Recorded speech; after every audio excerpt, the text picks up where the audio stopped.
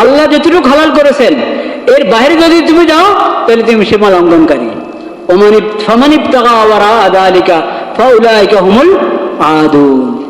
এখন তো দেশে ইউরোপিয়ান নিয়ে এসেছে, সংস্কৃতি নিয়ে এসেছে, দেশে আমদানি করা হয়েছে কি সমকামিতা। লূত আলাইহিসসালাম যে সম্প্রদায়ের নবী ছিলেন তাদের মধ্যে ছিল সমকামিতা, তা পুরুষে পুরুষে। এটা হারাম কি হারাম না? আল্লাহ কত কঠিন শাস্তি দিয়েছেন তাদেরকে, কত রকমের শাস্তি দিয়েছেন তাদেরকে আল্লাহ তাআলা।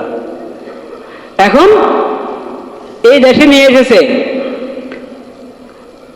খালি সমকামিতা না, LGBT, মানে ওটাতে কত পদ্ধতি, মেয়ে মেয়ে ছেলে ছেলে। হারাম কি হারাম না?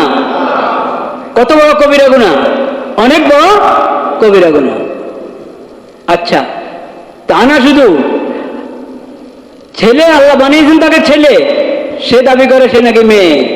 আল্লাহ বানিয়েছেন মেয়ে, সে দাবি করে সে নাকি কি ছেলে।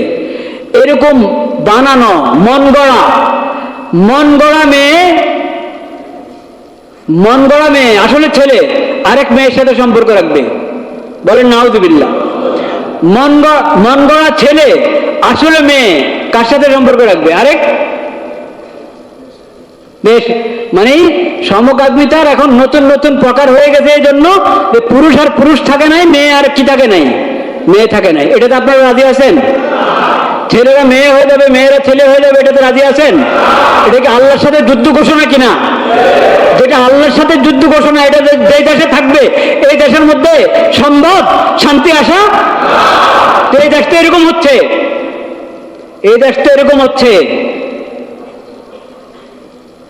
এই দেশে তো সব বৈধ করে দেওয়া হচ্ছে আইনি ভাবে, সংস্কারের নামে, আইন সংশোধনের নামে এরকম জিনিস দফায় দফায় ঢুকানো হচ্ছে, যেখানে ছেলে মেয়ে হবে, মেয়ে কি হবে অটোমেটিকলি। ছেলে দাবি করবো আমি মেয়ে, তখন থেকে সে মেয়ে হয়ে যাবে, মেয়ে দাবি করবো আমি ছেলে, এখন থেকে সে ছেলে হয়ে যাবে। কিছুদিন সে ছেলে থাকবে, আবার ঘোষণা করবো আমি মেয়ে, কিছুদিন মেয়ে থাকবে, আবার ছেলে ঘোষণা করবে সে ছেলে। এটা বর্তমান সরকার আইনের মধ্যে ঢুকিয়েছে, আইন সংশোধনের নামে, বলেন নাউযুবিল্লাহ। আল্লাহ তাআলার লানত এই সমস্ত লোকদের উপর, যারা জুলাই বিপ্লবের ক্ষমতায় মসনদে বসে ইউরোপিয়ান সংস্কৃতি, যেটা ইসলামের পুরা বিরুদ্ধে, শুধু ইসলামের বিরুদ্ধে তা না, সামান্য মস্তিষ্ক বিবেক বুদ্ধি যারা আছে, বিবেক বুদ্ধি আপনার পরিপন্থী এবং মানুষের সাধারণ স্বাধীনতা পরিপন্থী, এই ধরনের কুফরি এবং বেহায়াপনা জিনিসকে এখানে আপনার আইনের নামে, সংশোধনের নামে, সংস্কারের নামে ঢুকাচ্ছে, এই দেশে ঢুকিয়েছে। আল্লাহ লানত তাদের উপর।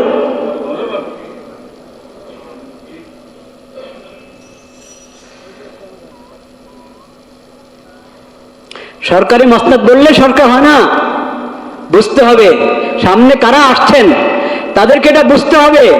যদি এই তরিকায় আল্লাহর বিধানের বিরুদ্ধে, কোরআন সুন্নাহর বিরুদ্ধে যে যাবে, তার সঙ্গে আমাদের কোনো দোস্তি নেই, সে যে হোক, সে যে হোক। কোরআন সুন্নাহর বিরুদ্ধে যে যাবে, মানবতার বিরুদ্ধে যে যাবে, এবং মানুষের সুস্থ মস্তিষ্ক, সুস্থ বুদ্ধি, বিবেক বুদ্ধির পরিপন্থী কর্মকাণ্ড ঘটাবে, দেশকে ওভাবে পরিচালনা করবে, তাদের সাথে আমাদের কখনো দুস্তি হতে পারে না। শালীনতা,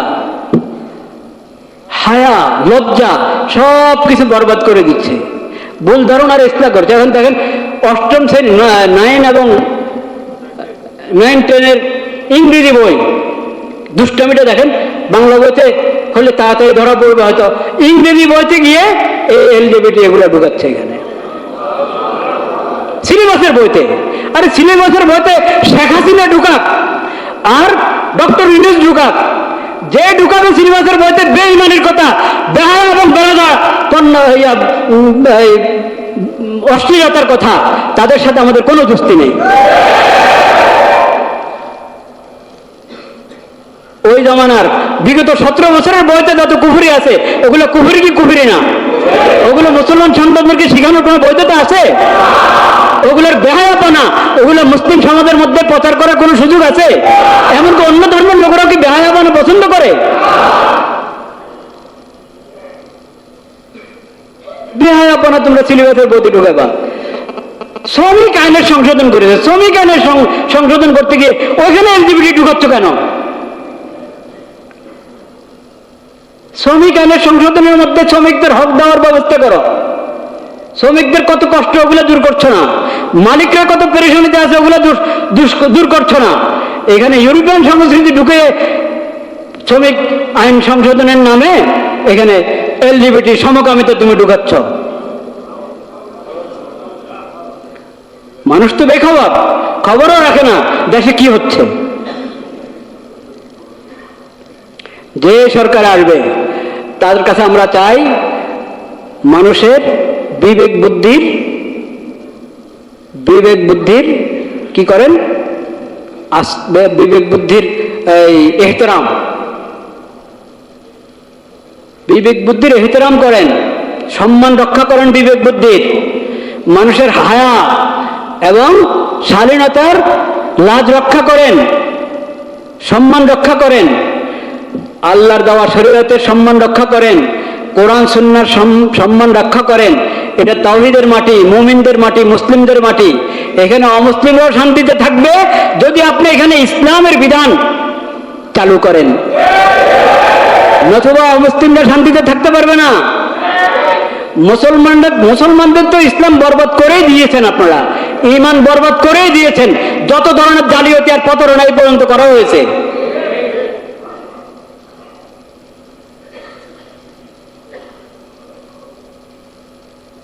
কোরআনে আল্লাহ বলে নিকাহের রাস্তা অবলম্বন করো, আর শয়তান বলে না নিকাহ বিয়ের কি কাজ, বাস সম্পর্ক থাকলে হলো।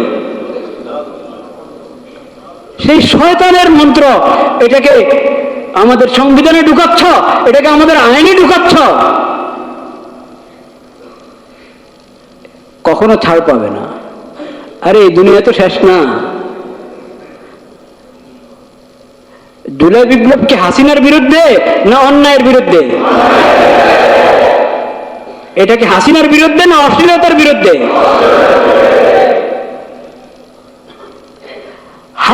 হাসিনার বিরুদ্ধে না বেঈমানির বিরুদ্ধে? তাহলে যে বেঈমানি করবে, যে অশ্লীলতাকে আইন বানাবে, পশ্চিমা সভ্যতাকে ইসলাম এবং ইসলামের শরীয়তের পরিবর্তে মুমিনদের উপরে, মুসলিমদের উপরে, মুসলিম দেশের উপরে চাপিয়ে দিবে, তাদের বিরুদ্ধে আরো জুলাই আন্দোলন হবে। জুলাই আন্দোলন কারো কৃতিত্ব না, এটা তো আল্লাহর আযাব। এটা জালেমদের বিরুদ্ধে আল্লাহর কি আযাব। জালেম যেই চেহারাতেই, যেই ভেষেই জালেম সামনে আসবে, যেই ভেষেই অশ্লীলতা এবং বেহায়াপনা যেই ভেসে আসবে, তার বিরুদ্ধে আল্লাহ তাআলা আযাব নাযিল করতে পারেন, যে কোনো সময় নাযিল করতে পারেন। ইন্না আযাব রাব্বিহিম গায়রু মা'মুন, ইন্না আযাব রাব্বিহিম গায়রু মা'মুন। এই কথা মনে রাখতে হবে। আল্লাহ তাআলা আমাদেরকে সহিহ সমঝ নসিব করেন। আল্লাহুম্মা বারিক আলা মুহাম্মাদিন ওয়া আলা আলি মুহাম্মাদ কামা বারাকতা আলা ইব্রাহিম ওয়া আলা আলি ইব্রাহিম ইন্নাকা হামিদুম মাজিদ। أما بعد فأعوذ بالله من الشيطان الرجيم. بسم الله الرحمن الرحيم. إن الذين يتلون كتاب الله وأقاموا الصلاة وأنفقوا مما رزقناهم سرا وعلانية يرجون تجارة لن تبور ليوفيهم أجورهم ويزيدهم من فضله إن إنه غفور شكور. صدق الله مولانا العظيم وصدق رسوله النبي الكريم ونحن على ذلك من الشاهدين والشاكرين والحمد لله رب العالمين.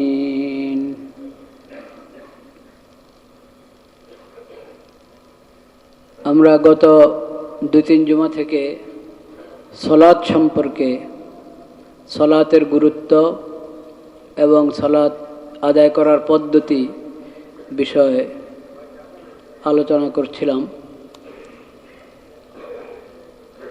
আজকে সালাত সম্পর্কে কিছু কথা হবে ইনশাআল্লাহ। রুকু, সজদা, কওমা, জলসা কিভাবে হওয়া উচিত, সজদা কেমন হওয়া উচিত, রুকু কেমন হওয়া উচিত, হাদিস শরীফের উদ্ধৃতিতে কিছু আলোচনা হয়েছে। পুরো নামাজের পদ্ধতি সম্পর্কে আরও কিছু কথা হবে ইনশাআল্লাহ, আল্লাহ হায়াতে রাখলে পরবর্তী কোনো জুমায়। আজকে আমরা সালাতের গুরুত্বপূর্ণ একটা দিক, সেটা হলো মুসল্লি কেমন হতে হয়, মুসল্লিকে কেমন হতে হয়। আল্লাহ রাব্বুল আলামিন আমাদেরকে সবাইকে, যেই ঈমান এনেছে, ঈমান না এনে থাকলে ঈমান এনে মুসল্লি হবে, আর যে ঈমান এনেছে তাকে তো মুসল্লি হতেই হবে। মুসল্লি হবে সবাই। কেমন মুসল্লি?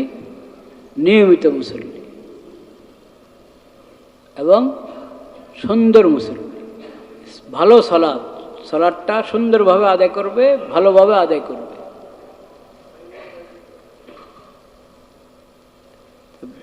মুসল্লি হওয়া, নিয়মিত মুসল্লি হওয়া এবং সুন্দরভাবে সালাত আদায়কারী মুসল্লি হওয়া। চতুর্থ কথা হলো মুসল্লির গুণাবলী অর্জন করা। আদর্শ মুসল্লি কাকে বলে? আল্লাহ রাব্বুল আলামিন কোরআন কারীমে মুসল্লিদের যে সমস্ত গুণাবলী বর্ণনা করেছেন, বলেছেন, আমাদেরকে জানিয়েছেন, সেসব গুণাবলী অর্জন করতে হবে। ওরকম সিফাতওয়ালা, বিশেষ গুণাবলীওয়ালা আদর্শ মুসল্লি হতে হবে আমাদেরকে। কোরআন কারীমের বিভিন্ন আয়াতে মুসল্লিদের সে সমস্ত গুণাবলী আলোচনা হয়েছে। বিশেষভাবে 29 পারায় সূরাতুল মাআরিজের মধ্যে দীর্ঘ অনেকগুলো আয়াতের মধ্যে আল্লাহ তাআলা মুসল্লিদের সিফাত বর্ণনা করেছেন। আজকে আমরা ওই আয়াতগুলো তেলাওয়াত করব ইনশাআল্লাহ এবং কিছু আলোচনা করার চেষ্টা করব।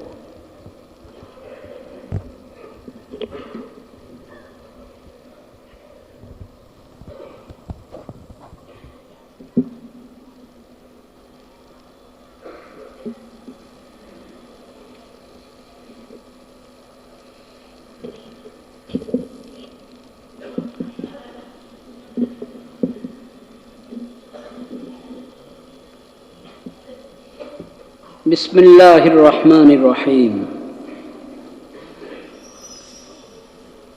إلا المصلين الذين هم على صلاتهم دائمون والذين في أموالهم حق معلوم للسائل والمحروم والذين يصدقون بيوم الدين والذين هم من عذاب ربهم مشفقون إن عذاب ربهم غير مأمون والذين هم لفروجهم حافظون إلا على أزواجهم أو ما ملكت أيمانهم فإنهم غير ملومين فمن ابتغى وراء ذلك فأولئك هم العادون والذين هم لأماناتهم وعهدهم راعون والذين هم بشهاداتهم قائمون والذين هم على صلاتهم يحافظون أولئك في جنات مكرمون فما للذين كفروا قبلك مهطعين عن اليمين وعن الشمال عزين.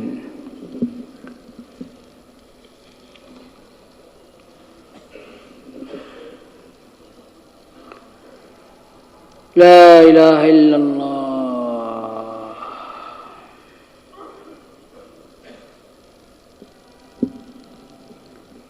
এই আয়াতগুলোর মধ্যে আল্লাহ রাব্বুল আলামিন মুসল্লিদের গুণাবলী আমাদেরকে জানিয়েছেন। প্রথম, আল্লাযীনা হুম আলা সালাতিহিম দাঈমুন। মুসল্লিরা কেমন হবে? তারা নিয়মিত নামাজ আদায়কারী হবে, নিয়মিত নামাজ আদায়কারী হবে, প্রতিদিন নামাজ আদায় করবে, প্রতি ওয়াক্ত নামাজ আদায় করবে। কোনোদিন নামাজ কাজা হবে না, কোনো ওয়াক্ত নামাজ কাজা হবে না, না ফজর কাজা হবে না এশা কাজা হবে। ফজর, জোহর, আসর, মাগরিব এবং এশা। জুমার দিন জোহরের জায়গায় জুমা। এই 5 ওয়াক্ত নামাজ নিয়মিত আদায় করবে, দাঈমুন। কোনোদিন বাদ দিবে না, কোনো ওয়াক্ত বাদ দিবে না।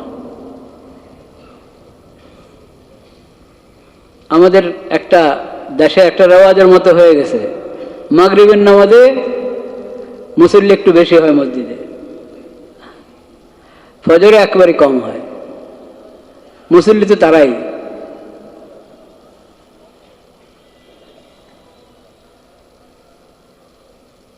দাঈমুন। যারা হয়তো মসজিদে আসেন না ফজরে, হয়তো বাসায় আদায় করছেন, অনেকে আছে বাসায় আদায় করছেন, কিন্তু নামাজ আদায়ের জন্য মসজিদে আসা, মসজিদে জামাতের সাথে ফরজ নামাজ আদায় করা পুরুষদের জন্য, এটা হলো আল্লাহ রাব্বুল আলামিনের বিধান। কোরআন এবং সুন্নাহ, ইসলামী শরীয়তে এই বিধান বিভিন্নভাবে তাকিদের সাথে বর্ণনা করা হয়েছে। দাঈমুন শব্দটা খুব গুরুত্বপূর্ণ।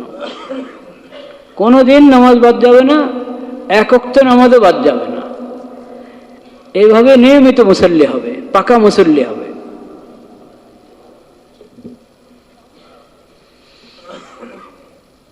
দ্বিতীয় বিষয়, ওয়াল্লাযীনা ফী আমওয়ালিহিম হাক্কুম মা'লুম লিস-সাইলি ওয়াল মাহরুম। নামাজ নিয়মিত আদায় করছে, কিন্তু আল্লাহ যে রিজিক দান করেছেন, ধন সম্পদ দান করেছেন, সেই ধন সম্পদের ব্যাপারে আল্লাহর যে বিধান, ওই বিধানের ব্যাপারে কোনো পরোয়া নেই, ওই বিধানের ব্যাপারে উদাসীন মুসল্লি এমন হবে না। যে মুসল্লি সে আল্লাহর দেওয়া ধন সম্পদ, আল্লাহর দেওয়া রিজিকের ক্ষেত্রে আল্লাহ যে বিধান দিয়েছেন সেই বিধানও পালন করবে। তার ধন সম্পদের মধ্যে বঞ্চিতদের জন্য এবং যারা চায় নিজের জরুরত পেশ করে আমার একটু ঠেকা আছে, তাদের জন্য তার ধন সম্পদের মধ্যে একটা ভাগ নির্ধারিত করা। যার কাছে যা আছে, আল্লাহ যাকে যে পরিমাণ দিয়েছেন, অর্থ সম্পদ অনেকের খুব বেশি থাকে, কারো মাঝারি, কারো কম, যার কাছে যা আছে ওটার মধ্যে তুমি নিজে নিজে ঠিক করে রাখো যে এখানে বঞ্চিত যারা, তাদের জন্য আমি কিছু অবশ্যই একটা ভাগ রাখবো। যখন আমার পড়োশীদের মধ্যে হোক, আত্মীয় স্বজনের মধ্যে হোক, তাদেরকে এটা দিব। বা কেউ নিজে এসে নিজের জরুরত পেশ করলো, তাকে দিব। আর যেটা আল্লাহ নির্ধারণ করে দিয়েছেন, যাকাত, যাকাত যেটা আল্লাহ নির্ধারণ করে দিয়েছেন সেটা তো আদায় করবেই। ওটা তো কোরআন মজিদে যেখানে নামাজের কথা সেখানে যাকাতের কথা, অধিকাংশ জায়গায় যেখানে নামাজ সেখানে যাকাতের কথা। মুমিন সালাত কায়েম করে এবং যাকাত আদায় করে। ওটা ইসলামের 5 স্তম্ভের দ্বিতীয় স্তম্ভ যাকাত। সালাতের পরে যাকাতের স্থান, পরে মানে আলোচনাতে পরে, কিন্তু সালাত যেমন ফরজ, যাকাতও তেমন ফরজ।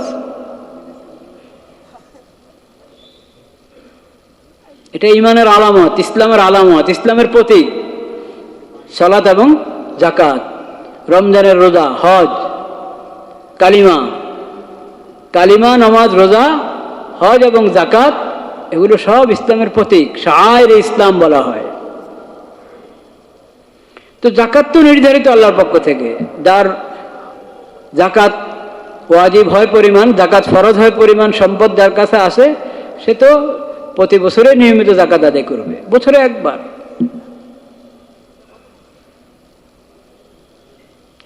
জাকাতের বাইরেও জিম্মাদারি আছে। যেমন আমার অধীনস্থদের খোরপোশ আমি আদায় করে থাকি, এর বাইরেও আত্মীয় স্বজন, বিশেষ করে রক্তের আত্মীয়, তাদের খোঁজখবর রাখা, প্রতিবেশীদের মধ্যে যারা অসহায় তাদের খোঁজখবর রাখা, প্রতিবেশীর বাইরেও যেখানে আমি জানবো যে অসহায় আছে তাদের পাশে দাঁড়ানো দরকার, তাদের কাছে কিছু পেশ করা দরকার বিনয়ের সাথে, এটা মনে রাখতে হবে।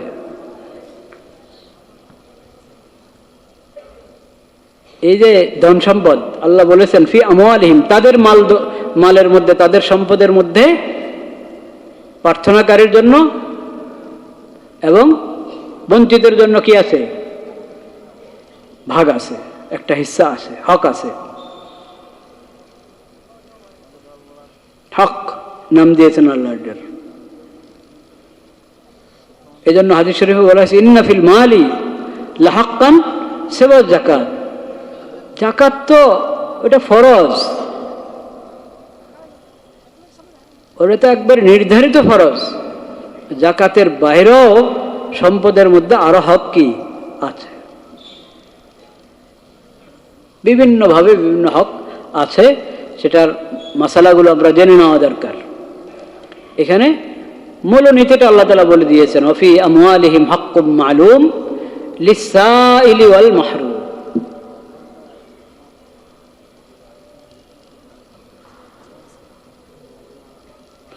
ফি আমওয়ালিহিম, তাদের সম্পদ। তাদের সম্পদ মানে কি? এটা কি ওরা নিজের জোরে পেয়ে গেছে না আল্লাহর দান? আল্লাহর দান। নিজে কামাই করে অর্জন করেছে, নিজের বুদ্ধি দিয়ে অর্জন করেছে। বুদ্ধি তো সবারই আছে, সবাই এরকম অর্থ আছে? কামাই তো সবাই করে, সবার কি এরকম অর্থ আছে? তাহলে কার দেওয়া? কোরআন মাজিদে অনেক আয়াতে আল্লাহ আবার ওটাও বলেছেন মিন মালিল্লাহিল্লাযী আতাকুম, আল্লাহর সম্পদ, আল্লাহর সম্পদ আল্লাহ দান করেছেন তোমাদেরকে, এখান থেকে দান করো।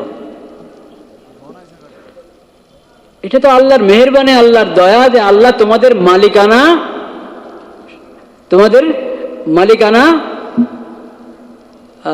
ঘোষণা করেছেন। যার যে যেভাবে হালাল ভাবে যে জিনিস উপার্জন করে শরীয়তের দৃষ্টিতে সে ওটার কি মালিক। এই মালিকানা কার বিধান? এটা আল্লাহর বিধান। আল্লাহ বিধান দিয়েছেন, তাই তুমি মালিক, তাই তুমি মালিক। এটা তো মূলত আল্লাহর আমানত তোমার হাতে, কিন্তু এটা আল্লাহর মেহেরবানি, আল্লাহর রহম এবং ফজল যে আল্লাহ এই মালিকানাকে, এই মালিকানা আল্লাহ তাআলা শরীয়তের বিধান হিসেবে দিয়ে দিয়েছেন। শরীয়তে এই মালিকানাকে তসলিম করা হয়েছে, মেনে নেওয়া হয়েছে যে তুমি এটার মালিক। আল্লাহ যদি মালিক হিসাবে আপনাকে ঘোষণা না করতেন তাহলে আপনি মালিক হতেন না, মালিক হতেন না। ওটা তো কারণের মতো যারা ওরা মনে করে যে এটা তো সম্পদ আমার, এই সম্পদ কার? আমার। আমার এই কথা ঠিক আছে, এটুকু এই হিসেবে ঠিক আছে, আল্লাহ তোমাকে মালিক হিসেবে মেনে নিয়েছেন। কিন্তু তুমি যদি মনে করো উতিতু আলা ইলমিন, কারণ যেরকম বলেছে এটা তো আমার যোগ্যতা, আমার ক্যাপাসিটি, আমি এটা আমার বুদ্ধি বলে অর্জন করেছি। কে বলেছিল এটা? কারণ। সম্পদের ব্যাপারে যারা এটা মনে করে যে এটা তো আমার, এখানে অন্য কারো অধিকার নাই, আল্লাহ যদি অধিকার কারো ঘোষণা করে থাকেন, শরীয়ত কারো অধিকার ঘোষণা করে থাকে, আমি মানি না, নাউযুবিল্লাহ। ঈমান থাকবে? ও লোক আল্লাহর বিদ্রোহী বান্দা, আল্লাহর, এবং ওর চেয়ে বড় নাফরমান এবং নাশকর, নিমক হারাম আর কা হতে পারে না। এটা তো আল্লাহর দান। তুমি যে বলছো আমি কামাই করেছি, এটা তো একটা বাহানা, এটা একটা ছুতা। তুমি যত সূত্র অবলম্বন করেছো কামাইয়ের ক্ষেত্রে, সব সূত্র কার দান? আল্লাহর দান। এই সব সূত্র ব্যবহার করে অনেকে পায় না, তুমি পেয়েছো, কার দান? আল্লাহর দান। কোরআন কারীমের দ্বিতীয় সূরা ফাতিহা প্রথম সূরা, তারপরে দ্বিতীয় সূরাতুল বাকারার প্রথম দিকেই মুমিন এবং মুত্তাকিদের পরিচয় কি দিয়েছেন আল্লাহ তাআলা? হুদাল লিল মুত্তাকিন আল্লাযীনা ইউমিনুনা বিল গায়ব ওয়া ইউকিমুনাস সালাহ গায়েবের প্রতি যাদের ঈমান আছে, সালাত যারা কায়েম করে, আর ওয়ায়ুনফিকুনা মিম্মা রাযাকনাহুম ইউনফিকুন, আমি তাদেরকে যা রিজিক দিয়েছি সেখান থেকে তারা খরচ করে। আমি যা রিজিক দিয়েছি, যা তোমার 10,000 টাকা আছে আর 10 কোটি টাকা আছে, কোটি কোটি টাকা আছে, শত কোটি টাকা আছে, সব কার দান? আল্লাহর দান। মিম্মা রাযাকনাহুম, আমি তাদেরকে যা রিজিক দিয়েছি ওখান থেকে তারা খরচ করে। এই যে আয়াত তেলাওয়াত করলাম আমি সূরা ফাতিরের, ইন্নাল্লাযীনা ইয়াতলুনা কিতাবাল্লাহ, সূরা ফাতির না, ইন্নাল্লাযীনা ইয়াতলুনা কিতাবাল্লাহ ওয়া আকামুস সালাহ, যারা আল্লাহর কিতাব তেলাওয়াত করে, কোরআন তেলাওয়াত করে, কোরআন কারীমের তেলাওয়াত করে, সালাত কায়েম করে, ওয়া আনফাকু মিম্মা রাযাকনাহুম, আমি তাদেরকে যা রিজিক দিয়েছি সেই রিজিক থেকে তারা খরচ করে গোপনে এবং প্রকাশ্যে। ইয়ারজুনা তিজারাতান লান তাবুর, আমি যা রিজিক দিয়েছি। তা আল্লাহ রিজিক দান করেছেন, আল্লাহ এই সম্পদ তোমাকে দান করেছেন, মূলত আল্লাহ। বাকি দুনিয়ার নিজাম শৃঙ্খলা ঠিক রাখার জন্য যে যেটা কামাই করেছে বা মিরাজ সূত্রে পেয়েছে, যদি সঠিকভাবে পেয়ে থাকে সেটার ব্যাপারে আল্লাহ তাআলা তার মালিকানা মেনে নিয়েছেন। শরীয়ত তার মালিকানাকে গ্রহণ করেছে, ঘোষণা করেছে এটার মালিক, কাজেই তার এই সম্পদ কেউ চুরি করতে পারবে না। সে গরিব মানুষ এসে বলবে যে আমি গরিব মানুষ, আমি তো, আমাকে দেওয়া উচিত এই ধনী লোকদের, আমাকে দিচ্ছে না, কাজে আমি এখান থেকে আমার অংশ চুরি করে নিয়ে যাব, না, এটা জায়েজ হবে না। এটা কি জায়েজ হবে না। তুমি বলতে পারো যে একটা ঘটনা আছে একটা, যে আমি আল্লাহর বান্দা আর এই সম্পদ আল্লাহর, আমি কি আল্লাহর বান্দা, সম্পদটা কার? আল্লাহর, কাজে আমি নিয়ে যাই, কাজে আমি নিয়ে যাই। আনা আব্দুল্লাহ, আমি আল্লাহর বান্দা, ওয়াল মালু মালুল্লাহ, এই সম্পদ কার? হ্যাঁ, আল্লাহর, কাজে আমি নিয়ে যাই। তো পরের দিন একজন কে নিয়ে যায় রাত্রে এসে, তো একজন পড়া লাগাইছে যে কে, ও দেখে যে এসে তো সে এই কথা বলে আর নিয়ে যায়। তো ও বুদ্ধি করেছে, বুদ্ধি করে যখন ও দুই কথা বলছে, আমি আল্লাহর বান্দা আর এই সম্পদ কার? আল্লাহর, আমার জরুরত আমি নিয়ে গেলাম। ও পিছন থেকে পিঠের উপরে জোরে দিছে এক কিল, জরবুল্লাহ, এই মাঠটাও আল্লাহর পক্ষ থেকে।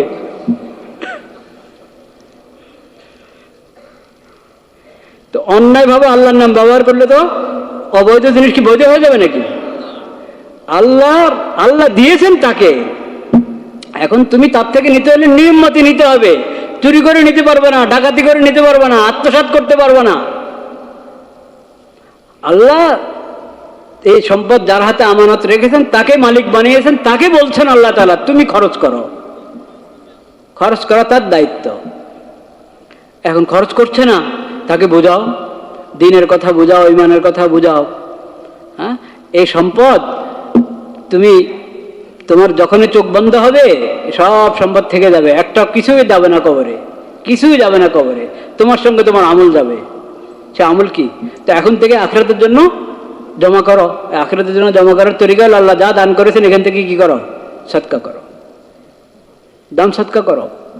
যাকাত তো আদায় করবেই, এমনি নফল সদকা করো, যার কোথায় কার জরুরত এটা খেয়াল করো। এই যে গাজাবাসীদের অবস্থা, এখন যুদ্ধবিরতি হয়েছে, সবাই ভেবেছে যে এখন তো শেষ, আর কোনো তাদের চিন্তা করার দরকার নাই। না, এখন আরো মুসিবতে বেশি আছে তারা, একদিক থেকে আরো মুসিবতে কি, এতদিন এক এক জায়গায় ছিল, এখন যখন যুদ্ধবিরতি সব নিজের জায়গায় এসেছে, না ঘর আছে, না বাড়ি আছে, না খাওয়ার কিছু আছে, না কোনো ব্যবস্থা, সব দিক থেকে কষ্টের মধ্যে এবং পেরেশানির মধ্যে আছে। প্রত্যেকের দায়িত্ব, পুরো মুসলিম বিশ্বের দায়িত্ব, জনগণেরও দায়িত্ব খোঁজ করা, কোন সূত্রে আমি ওখানে সাহায্য পাঠাতে পারি। আপনি খোঁজ নিলে সূত্র পাবেন, নির্ভরযোগ্য সূত্র পাবেন, সেই সূত্রে অবশ্যই অনুদান পাঠাবেন গাজাতে এবং অন্যান্য যে জায়গায় মুসলমানরা নির্যাতিত কষ্টের মধ্যে আছে, সেখানে যার দ্বারা যে পরিমাণ সাহায্য পাঠানো এবং তাদের সব দিক থেকে যে যে দিক থেকে সহযোগিতা করতে পারে, সাহায্য করতে পারে, তাদের পাশে দাঁড়াতে পারে, এটা ফরজ। আল্লাহ তাআলা সেই তৌফিক দান করেন। এটা মুসল্লিদের সিফত। মুসল্লিদের কি সিফত? মুসল্লি কমিটির সদস্য হয়ে গেলাম, মসজিদ কমিটির সদস্য হয়ে গেলাম, তাইলে আমার মুসল্লি পাকা মুসল্লি হয়ে গেলাম তা না। কিন্তু মুসল্লিদের সিফাত কি আছে কোরআনে, ওগুলো জানতে হবে। তো ব্যয় করার ক্ষেত্রে আল্লাহ তাআলা আমাদেরকে বলেছেন, তুমি যদি মুসল্লি হয়ে থাকো তোমার মধ্যে এই সিফত থাকতে হবে, আল্লাহ যা দিয়েছেন ওখান থেকে দান করো। আর কামাই করবো কিভাবে, কামাই করবো কিভাবে সেটাও আল্লাহ বলেছেন কোরআনে। হ্যাঁ, মুসল্লির কামাই করা আর মুসল্লি নয় এমন লোকের কামাই করা, দুটোতে পার্থক্য আছে কিনা? আছে। মুসল্লি যখন রোজগার করবে, সে উপার্জন করতে যাবে, তার উপার্জনের সূত্রের মধ্যে অবৈধ কিছু থাকবে না। ব্যবসা করবে, ওটার মধ্যে সুদ থাকবে না। কি থাকবে না? সুদ থাকবে না। ব্যবসা করবে, ওটাতে সুদ থাকবে না, ওটাতে কোনো ভেজাল থাকবে না, মিথ্যা থাকবে না, মাপে কম দিবে না, মাপে কম দিবে না। এই হলো মুসল্লির সিফত। মুসল্লি যখন দোকানদার হয়, মুসল্লি যখন গ্রাহক হয়, কেমন হবে? কেমন হবে? মুসল্লি দোকানদার, তাহলে কোনো সামানের মধ্যে কোনো ধরনের ভেজাল করবে না, কোনো মিথ্যা বলবে না, 2 নম্বর জিনিস 1 নম্বর বলে দিয়ে দিবে না। দোষ ত্রুটি আছে সামানের মধ্যে, কাপড়ের মধ্যে, যেটাই যে সেটা বিক্রি করছে, ওটা দোষ লুকাবে না। এর হলো মুসল্লি বিক্রেতা, মুসল্লি দোকানদার। মুসল্লি গ্রাহক সে কেমন? নবী করিম সাল্লাল্লাহু আলাইহি ওয়াসাল্লাম বাজারে গিয়েছেন, একজন পর্যবেক্ষণ করছে, দেখছে কোন দোকানদারদের সাথে কেমন আচরণ, কেমন কথা, কিভাবে নিচ্ছে, কিভাবে আদায় করছেন, সামান কিভাবে গ্রহণ করছেন, অর্থ কিভাবে দিচ্ছেন, সব দেখেছে। ওটা দেখেই অমুসলিম, ওটা দেখেই বলছে যে এই লোক যে দিনের যে ধর্মের দাওয়াত দিচ্ছে এটা অবশ্যই সত্য হবে। ও পিছনে পিছনে আসছে, নবী করিম সাল্লাল্লাহু আলাইহি ওয়াসাল্লাম বাজার করে যাচ্ছেন ঘরের দিকে, পিছনে পিছনে আসছে, জিজ্ঞেস করতে আপনি কিসের দাওয়াত দেন, কোন দিনের দাওয়াত দেন, আমাকে একটু বলেন, আপনার দিনটা তো সত্যিই হবে। নবী করিম সাল্লাল্লাহু আলাইহি ওয়াসাল্লাম দাওয়াত দিলেন, সেই লোক সঙ্গে সঙ্গে ইসলাম কবুল করেছে। এ হলো গ্রাহক কেমন হবে।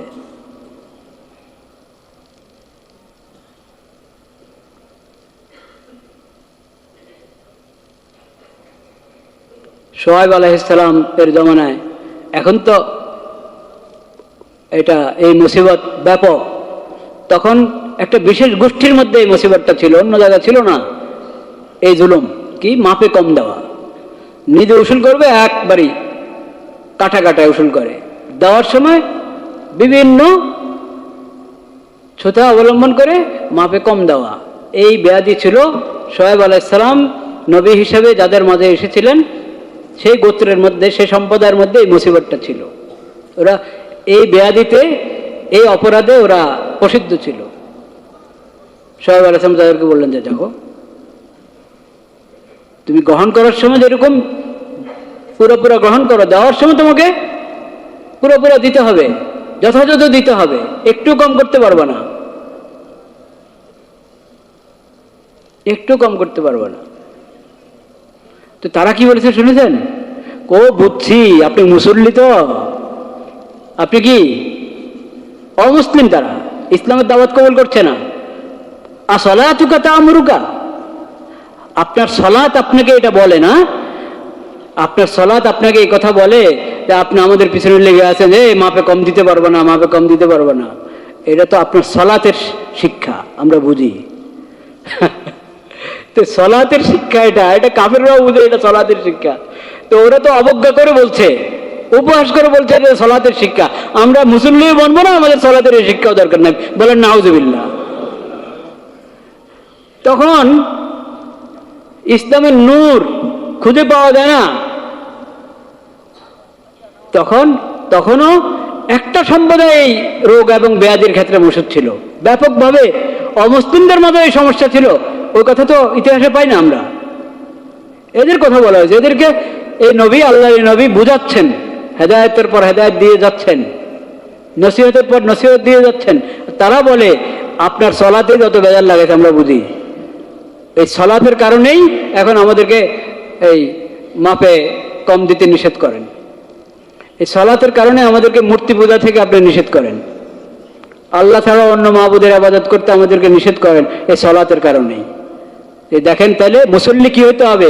পাক্কা ইমানদার হতে হবে কিনা, তাওহীদওয়ালা হতে হবে কিনা, এবং মুসল্লিকে তার ব্যবসা বাণিজ্য সবকিছু আল্লাহর বিধান মোতাবেক কি পরিচালনা করতে হবে। মাপে কম দিবে না, ভেজাল করবে না, প্রতারণা করবে না, মিথ্যা বলবে না।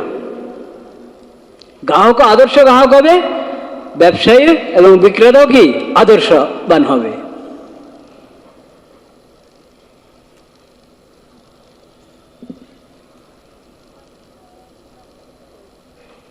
الذين هم على صلاتهم دائمون والذين في أموالهم حق معلوم للسائل والمحروم والذين يصدقون بيوم الدين।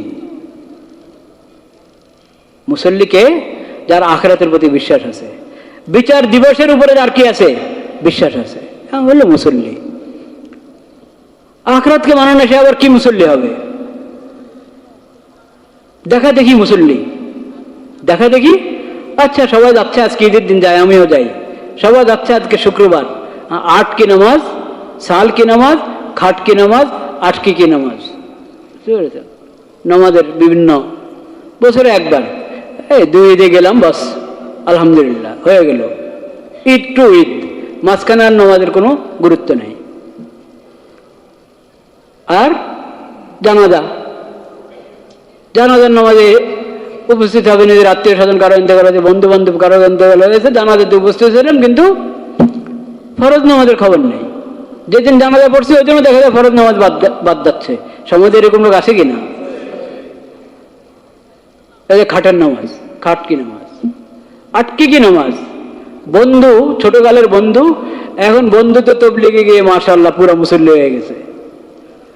হ্যাঁ, কোন আল্লাহওয়ালার সহবতে গিয়ে পুরা মুসল্লি হয়ে গেছে, হজ করে এসেছে, এখন পুরা মুসল্লি।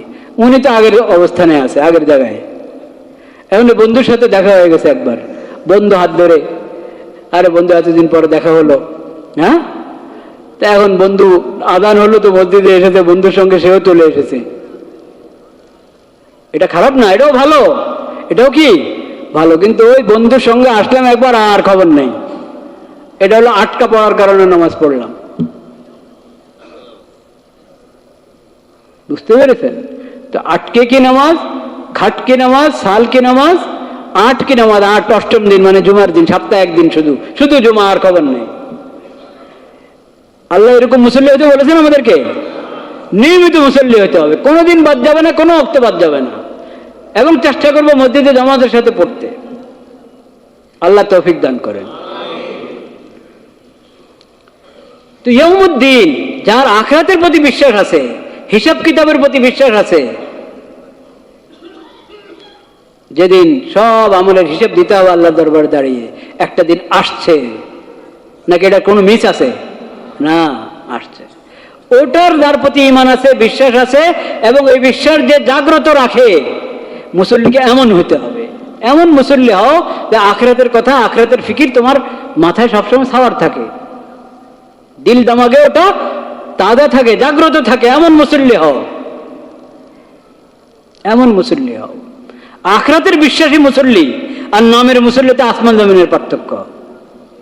আখিরাতের বিশ্বাসী যে নামাজি, যে মুসল্লি, সেই মুসল্লি তার পুরো 24 ঘন্টার জিন্দেগিতে, জীবনের সকল অঙ্গনে আল্লাহর বিধানের খোঁজ রাখবে কি রাখবে না? রাখবে, আল্লাহর বিধানের খবর রাখবে সে। والذين هم من عذاب ربهم مشفقون إن عذاب ربهم غير مأمون।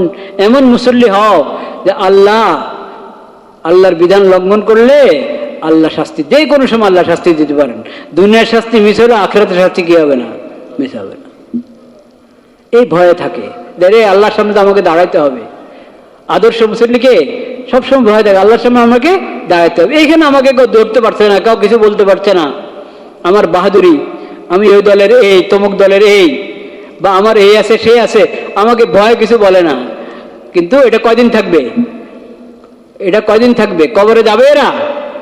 কবর থেকে তো এমন এক জীবন শুরু হবে যেখানে আমার কোনো সাহায্যকারী নাই ঈমান ছাড়া, কোনো সাহায্যকারী নাই নেক আমল ছাড়া। ইন্না আযাবা রাব্বিহিম গায়রু মা'মুন। আল্লাহর শাস্তি তো এমন, তোমার রবের শাস্তি এমন কোন সময় এসে পড়ে বলা যায় না। তুমি যে নিশ্চিন্ত হয়ে থাকবা না, না আল্লাহ আমাকে শাস্তি দিবেন না, নাউযুবিল্লাহ, এটা মুমিনের কথা। যে কোনো সময় দুনিয়াতে হোক আখিরাতে হোক শাস্তি আছেই, অপরাধের শাস্তি ভোগ করতেই হবে।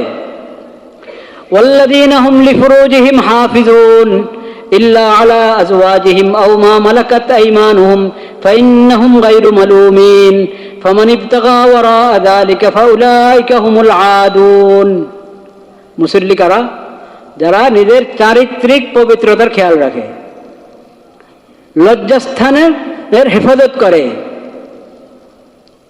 অশ্লীল কাজ আল্লাহ হারাম করেছেন এরকম কোনো কাজ করে না, জিনার কাছেও যায় না। চোখ দ্বারায়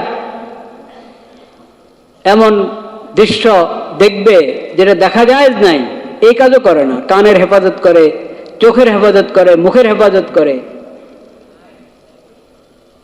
লজ্জাস্থানের দ্বারা হেফাজত করে। অর্থাৎ এই বিষয়ক চারিত্রিক সমস্যাজনিত কোনো গুনাতে, কোনো অশ্লীলতা তারা কি হয় না, লিপ্ত হয় না কখনো। এ হলো মুসল্লির সিফত। হ্যাঁ, ইল্লা আলা আজওয়াজিহিম আও মা মালাকাত, আল্লাহ যে পন্থায় বৈধ করেছেন, বিয়ের রাস্তা আল্লাহ বৈধ করেছেন, বিয়ের যে বিধান আল্লাহ কোরআনে দিয়েছেন, ওইদেরকে বিয়ে করো, ছেলে আর মেয়ের বিয়ে হবে। আল্লাহ যে মেয়েদেরকে বিয়ে করা হারাম করেছেন তাদের বাহিরে, তাদের বাহিরে ওয়া উহিল্লা লাকুম মা ওয়ারা যালিকুম, তালিকা দিয়েছেন আল্লাহ তাআলা। এই যে সূরা নিসার মধ্যে, সূরা নিসাতে 4 নম্বর পারার শেষে হুররিমাত আলাইকুম উম্মাহাতুকুম, মার সঙ্গে বিয়ে জায়েজ নাই। এই মার আলোচনা থেকে শুরু করে কোন কোন মহিলাদের বিয়ে করা জায়েজ নাই, এর বাইরে তুমি যথাযথ নিয়মে, আল্লাহর শেখানো নিয়মে, শরীয়তের বিধান মোতাবেক বিয়ে করো, বিয়ে করো। বিয়ের জন্য মেয়ে মুসলমান হতে হবে কিনা, না, যা বা মেয়ে যে ছেলের সঙ্গে আবদ্ধ হবে সেই ছেলে মুসলমান হতে হবে কিনা। বন্ধুত্বের ভিত্তিতে সম্পর্ক জায়েজ নেই। প্রেম, প্রেম, প্রেমের সম্পর্ক, প্রেমের সম্পর্ক, বন্ধু আর বান্ধবী, এটা ইসলামে নাই। ইসলামে আছে বিয়ে, এবং ইসলামী তরিকা মতে বিয়ের মাধ্যমে একে অপরের জন্য হালাল হবে। শরীয়ত যাকে বাঁধি বলে, বাঁধিও হালাল। আও মা মালাকাত আইমানুহুম, কিন্তু বাঁধি এখন নাই। ঘরের বুয়ারা বাঁধি নয়, কাদের বুয়ারা বাঁধি নয় কখনো, বাঁধি এখন নাই। বাঁধি বিষয়টাও আল্লাহ হালাল করেছেন, কিন্তু এখন নাই। আল্লাহ যতটুকু হালাল করেছেন এর বাইরে যদি তুমি যাও তাহলে তুমি সীমা লঙ্ঘনকারী। ফামান ইবতাগা ওয়ারা যালিকা ফাউলাইকা হুমুল আদুন। এখন তো দেশে ইউরোপিয়ান নিয়ে এসেছে, সংস্কৃতি নিয়ে এসেছে, দেশে আমদানি করা হয়েছে কি, সমকামিতা। লূত আলাইহিস সালাম যে সম্প্রদায়ের নবী ছিলেন তাদের মধ্যে ছিল সমকামিতা, তা পুরুষে পুরুষে। এটা হারাম কি হারাম না? আল্লাহ কত কঠিন শাস্তি দিয়েছেন তাদেরকে, কত রকমের শাস্তি দিয়েছেন তাদেরকে আল্লাহ তাআলা। এখন এই দেশে নিয়ে এসেছে খালি সমকামিতা না, LGBT, মানে ওটাতে কত পদ্ধতি, মেয়ে মেয়ে, ছেলে ছেলে। হারাম কি হারাম না? কত বড় কবিরা গুনাহ, অনেক বড় কবিরা গুনাহ। আচ্ছা, তা না শুধু ছেলে, আল্লাহ বানিয়েছেন তাকে ছেলে, সে দাবি করে সে নাকি মেয়ে। আল্লাহ বানিয়েছেন মেয়ে, সে দাবি করে সে নাকি কি ছেলে। এরকম বানানো, মন গড়া, মন গড়া মেয়ে আসলে ছেলে আরেক মেয়ের সাথে সম্পর্ক রাখবে, বলেন নাউজুবিল্লাহ। মন গড়া ছেলে আসলে মেয়ে কার সাথে সম্পর্ক রাখবে? আরেক। বেশ, মানে সমকামিতার এখন নতুন নতুন প্রকার হয়ে গেছে, এই জন্য যে পুরুষ আর পুরুষ থাকে নাই, মেয়ে আর কি থাকে নাই, মেয়ে থাকে নাই। এটাতে আপনারা রাজি আছেন? ছেলেরা মেয়ে হয়ে যাবে, মেয়েরা ছেলে হয়ে যাবে, এটাতে রাজি আছেন? এটা কি আল্লাহর সাথে যুদ্ধ ঘোষণা কিনা? যেটা আল্লাহর সাথে যুদ্ধ ঘোষণা, এটা যে দেশে থাকবে এই দেশের মধ্যে সম্ভব শান্তি আসা? তো এই দেশটা এরকম হচ্ছে, এই দেশটা এরকম হচ্ছে।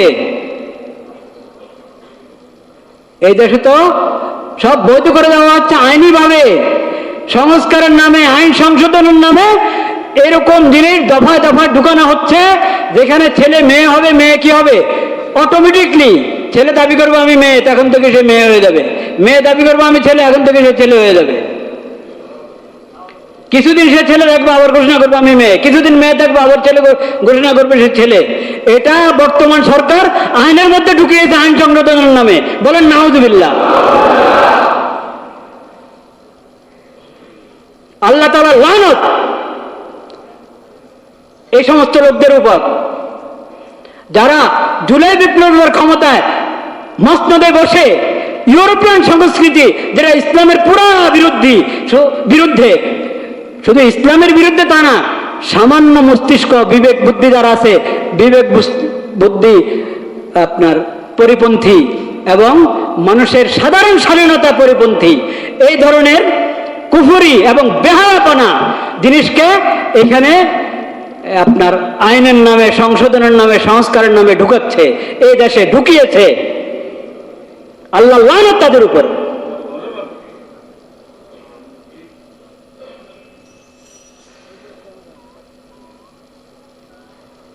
সরকারি মসনদ বললে সরকার হয় না, বুঝতে হবে সামনে কারা আসছেন, তাদেরকে এটা বুঝতে হবে। যদি এই তরিকায় আল্লাহর বিধানের বিরুদ্ধে, কোরআন সুন্নাহর বিরুদ্ধে যে যাবে, তার সঙ্গে আমাদের কোনো দোস্তি নেই, সে যে হোক, সে যে হোক। কোরআন সুন্নাহর বিরুদ্ধে যে যাবে, মানবতার বিরুদ্ধে যে যাবে, এবং মানুষের সুস্থ মস্তিষ্ক, সুস্থ বুদ্ধি, বিবেক বুদ্ধির পরিপন্থী কর্মকাণ্ড ঘটাবে, দেশকে ওভাবে পরিচালনা করবে, তাদের সাথে আমাদের কখনো দোস্তি হতে পারে না। শালীনতা, হায়া, লজ্জা সব কিছু বরবাদ করে দিচ্ছে, ভুল ধারণার ইসলাম করছে। এখন দেখেন অষ্টম শ্রেণী 9 এবং 9-10 ইংরেজি বই, দুষ্টামিটা দেখেন, বাংলা বইতে হলে তাড়াতাড়ি ধরা পড়বে হয়তো, ইংরেজি বইতে গিয়ে এই এলজিবিটি এগুলো ঢুকাচ্ছে এখানে সিলেবাসের বইতে। আরে সিলেবাসের বইতে শেখ হাসিনা ঢুকাক আর ডক্টর ইউনূস ঢুকাক, যে ঢুকাবে সিলেবাসের বইতে বেঈমানির কথা, বেহায়া এবং বেরাদা অশ্লীলতার কথা, তাদের সাথে আমাদের কোনো দোস্তি নেই। ওই জমানার বিগত 17 বছরের বইতে যত কুফরি আছে, ওগুলো কুফরি কি কুফরি না? ওগুলো মুসলমান সন্তানদেরকে শেখানোর কোনো বৈধতা আছে? ওগুলোর বেহায়াপনা, ওগুলো মুসলিম সমাজের মধ্যে প্রচার করার কোনো সুযোগ আছে? এমনকি অন্য ধর্মের লোকেরাও কি বেহায়াপনা পছন্দ করে? বেহায়াপনা তোমরা সিলেবাসের বইতে ঢুকাবা। শ্রমিক আইনের সংশোধন করেছে, শ্রমিক আইনের সংশোধন করতে গিয়ে ওইখানে এলজিবিটি ঢুকাচ্ছ কেন? শ্রমিক আইনের সংশোধনের মধ্যে শ্রমিকদের হক দেওয়ার ব্যবস্থা করো। শ্রমিকদের কত কষ্ট, ওগুলো দূর করছো না। মালিকরা কত পেরেশানিতে আছে, ওগুলো দূর করছো না। এখানে ইউরোপিয়ান সংস্কৃতি ঢুকে শ্রমিক আইন সংশোধনের নামে এখানে এলজিবিটি সমকামিতা তুমি ঢুকাচ্ছ। মানুষ তো বেখবর, খবরও রাখে না দেশে কি হচ্ছে। যে সরকার আসবে তাদের কাছে আমরা চাই মানুষের বিবেক বুদ্ধির কি করেন, বিবেক বুদ্ধির এই এহতেরাম বিবেক বুদ্ধির এহতেরাম করেন, সম্মান রক্ষা করেন বিবেক বুদ্ধির, মানুষের হায়া এবং শালীনতার লাজ রক্ষা করেন, সম্মান রক্ষা করেন, আল্লাহর দেওয়া শরীয়তের সম্মান রক্ষা করেন, কোরআন সুন্নাহর সম্মান রক্ষা করেন। এটা তাওহীদের মাটি, মুমিনদের মাটি, মুসলিমদের মাটি। এখানে অমুসলিমরাও শান্তিতে থাকবে যদি আপনি এখানে ইসলামের বিধান চালু করেন, নতুবা অমুসলিমরা শান্তিতে থাকতে পারবে না। মুসলমানদের তো ইসলাম বরবাদ করেই দিয়েছেন আপনারা, ঈমান বরবাদ করেই দিয়েছেন। যত ধরনের জালিয়াতি আর প্রতারণা এই পর্যন্ত করা হয়েছে।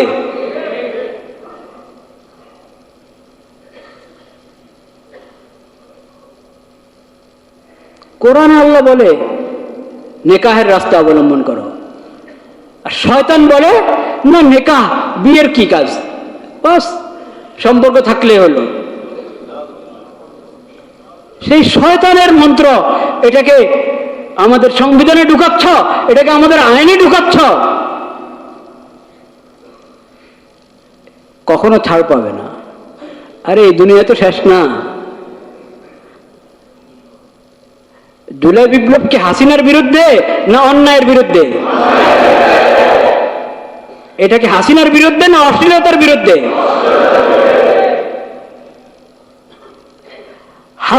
হাসিনার বিরুদ্ধে না বেঈমানির বিরুদ্ধে?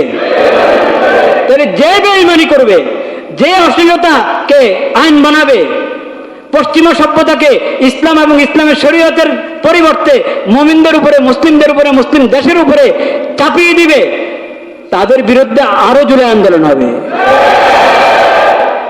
জুলাই আন্দোলন কারো কৃতিত্ব না, এটা তো আল্লাহর আযাব। এটা জালিমদের বিরুদ্ধে আল্লাহর কি আযাব। জালিম যেই চেহারাতেই, যেই ভেষেই জালিম সামনে আসবে, যেই ভেষেই অশ্লীলতা এবং বেহায়াপনা যেই ভেসে আসবে, তার বিরুদ্ধে আল্লাহ তাআলা আযাব নাজিল করতে পারেন, যে কোনো সময় নাজিল করতে পারেন। ইন্না আযাব রাব্বিহিম গায়রু মা'মুন, ইন্না আযাব রাব্বিহিম গায়রু মা'মুন। এই কথা মনে রাখতে হবে। আল্লাহ তাআলা আমাদেরকে সহিহ আমল নসিব করেন।